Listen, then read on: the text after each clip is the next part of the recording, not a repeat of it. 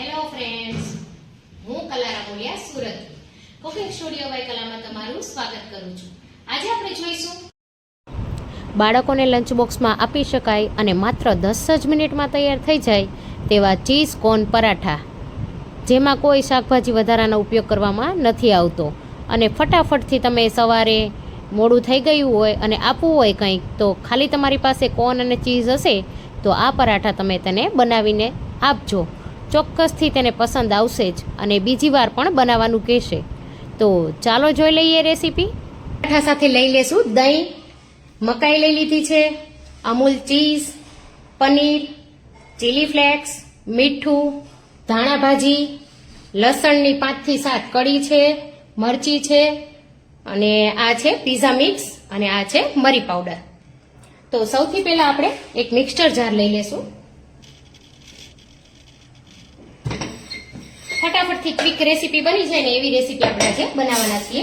હું અહીંયા ગેસની ફ્લેમ પણ ચાલુ કરી દઉં છું અને પરાઠા માટેનો અહીંયા મેં લોટ બાંધીને તૈયાર રાખ્યો છે. રોટલીનો હોય એ જ છે. તો સૌથી પહેલા આપણે આમાં મિક્સર જારમાં મકાઈ લઈ લેશું.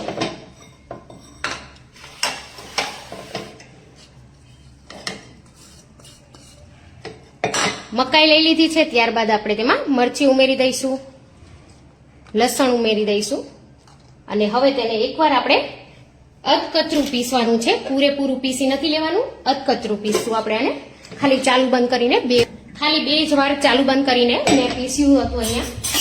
તો તમે જોઈ શકો છો કે આ રીતે અધકચરું થઈ ગયું છે. તો આપણે તેને ફટાફટથી એક બાઉલમાં લઈ લઈશું.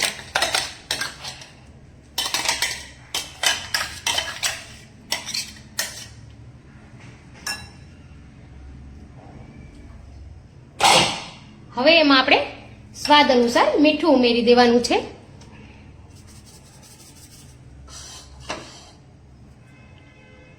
ત્યાર પછી છે પીઝા મિક્સ મસાલો, જે 1 ચમચી જેટલો ઉમેર્યો છે મેં અહીંયા. ત્યાર પછી આપણે ધાણા ભાજી છે, ખૂબ જ સરસ, અને ચીલી ફ્લેક્સ.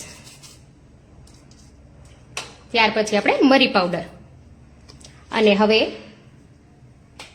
આપણે તેમાં ઉમેરી દેવાનું છે અમૂલનું પનીર. મેં થોડું પનીર સાઈડમાં કાઢીને રાખી દીધું છે, તો હું ઉમેરી દઉં છું અત્યારે થોડું પનીર, જેથી હેલ્ધી પણ બનશે અને બાળકોને ખૂબ જ સરસ લાગશે. તો હું અહીંયા પનીર ખમણી લઉં છું અને આપણે સાથે જ ઉમેરવાનું છે ચીઝ. તો આપણે આજે ઘણી વસ્તુનો યુઝ કરવાના છીએ: ચીઝ, અમૂલનું પનીર, દહીં અને અમૂલનું શુદ્ધ ઘી, જેનાથી આપણે પરાઠા શેકીશું. હવે આપણે આ ચીઝ લઈ લીધું છે, તો આપણે હજી ચીઝ ખમણી લેવાના છે. આપણા પરાઠા જે છે તે છે ચીઝ કોર્ન પરાઠા. તો આપણે અહીંયા ચીઝ પણ ખમણી લઈશું.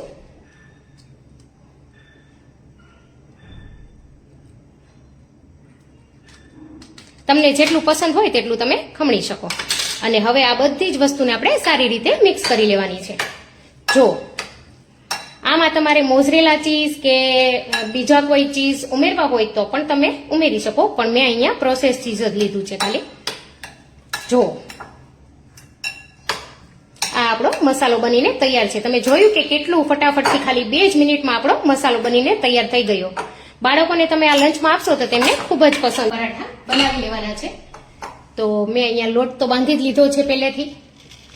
જો બિલકુલ વાર નહીં લાગે, ફટાફટથી આપણે બનાવશું. થોડી ડિફરન્ટ રીતે બનાવવાનું છે આપણે. તમને હું બતાવું છું કે કઈ રીતે બનાવવું છે. આપણે નાના બનાવવાના છે પરાઠા, તો મેં અહીંયા નાનું જ ગુંડલું લીધું છે. જો આપણે એને એકદમ પાતળી રોટલી જેટલું નાનું વણી લેશું. બસ આટલું જ વણવાનું છે. અને હવે આને આપણે સાઈડમાં રાખી દઈએ. તો હું અહીંયા સાઈડમાં રાખી દઉં છું અને એ જ રીતે આપણે બીજું પણ વણી લઈએ. થોડું અલગ વેરિએશન કરીને આપશું ને તો બાળકોને ખૂબ પસંદ આવશે.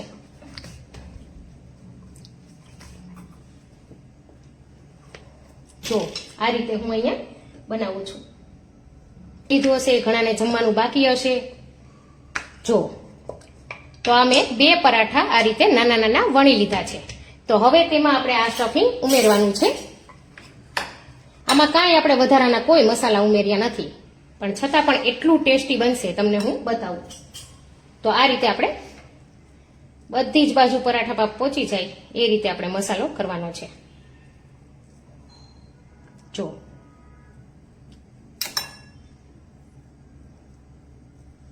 સરસ આખું ભરેલું પરાઠું બનાવવાનું છે. અને ત્યાર પછી તેના પર આપણે બીજી વણેલી જે રોટલી હતી એ ઉમેરી દેવાની છે. અને આ રીતે આપણે વણવું હોય તોય ચાલે હવે, અને ના વણીએ તોય ચાલે. પછી હવે આના ઉપર આપણે છે ને એક ફોકની મદદથી થોડું સાઈડમાં ડિઝાઇન કરી દઈશું, જેથી બાળકોને સરસ લાગશે, કંઈક નવીન દેખાશે. તો આ રીતે આપણે થોડી થોડી ડિઝાઇન કરી દઈએ, જેથી પરાઠું સીલ પણ થઈ જશે અને ખૂબ સરસ એવું દેખાશે.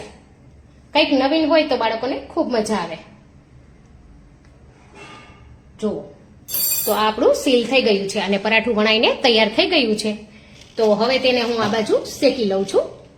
તો પેલા આપણે થોડું ઘી ઉમેરીશું કે જેથી નીચેની સાઈડ ચોટે નહીં.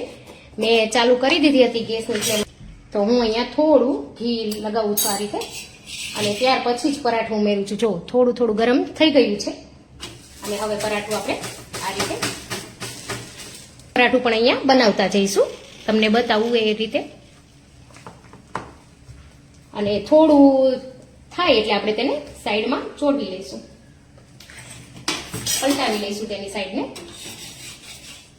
જો કેમ કે આપણે છે ને પહેલેથી ગરમ કરવા માટે રાખી દીધી હતી. હવે આને ધીમે ધીમે તાપે થવા દીધી છે અત્યારે. જો ગેસની ફ્લેમ ફૂલ હશે ને તો ક્રિસ્પી સરસ નહીં દેખાય, બ્રાઉન, અને એકદમ બ્લેક થઈ જશે. તો ગેસની ફ્લેમ અહીંયા આપણે મીડિયમ રાખવાની છે, એકદમ મીડિયમ રાખી છે મેં એને, કે જેથી કરી આપણે બીજું પરાઠું પણ સાઈડમાં વણી લઈએ. તો હવે હું એને સાથે સાથે ઘી લગાવતી જાઉં છું, અને હવે સાઈડ ચેન્જ કરી દઈશ પાછી. જો એટલું સરસ ફૂલીને દડા જેવું થઈ જશે. જો તમને દેખાઈ રહ્યું છે, સરસ ફૂલી રહ્યું છે.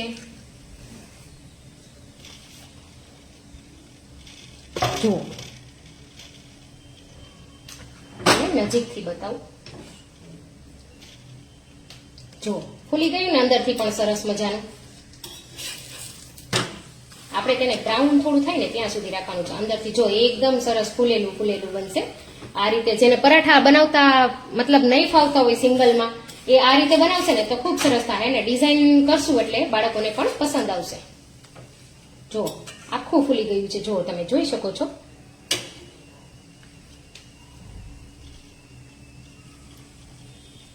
દેખાઈ રહ્યું હશે ફ્રેન્ડ્સ. જો કેવું સરસ થઈ ગયું છે,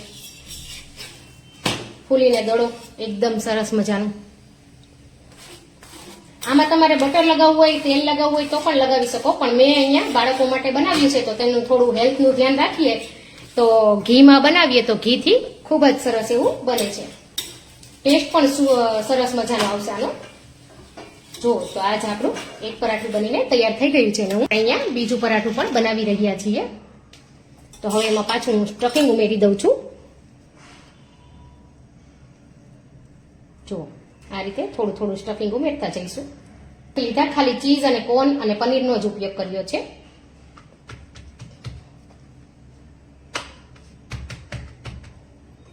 જો સરસ થઈ ગયું છે. હવે હું એને પાછી ડિઝાઇન કરી દઉં. તમે જોયું કે કેટલી મિનિટમાં આપણું પરાઠું તૈયાર થઈ ગયું છે. ખૂબ જ ઝડપથી. ગમે ત્યારે બનાવવું હોય તો તમારી પાસે કોન અવેલેબલ હોય તો તમે આ રીતે પરાઠું બનાવીને આપી શકો છો. જો એક સાઈડ ચડી જાય એટલે આપણે તેને સાઈડ પલટાવી લઈશું. એકદમ સ્લો છે મારે ફ્લેમ અહીંયા.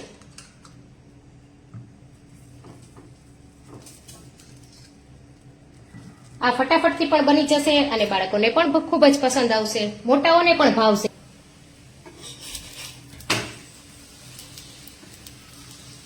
જો આખું ફૂલી ગયું છે અંદરથી.